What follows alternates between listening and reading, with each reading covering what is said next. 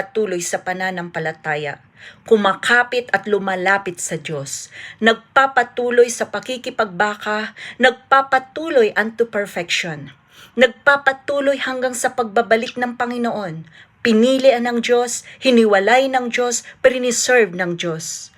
Remnants na kung saan ito yung naiwan at nanatili na naglilingkod sa Diyos. Remnant na kung saan sinala na, niliglig na, niyanig na, pero naririto pa rin, nagpapatuloy sa paglilingkod sa Diyos.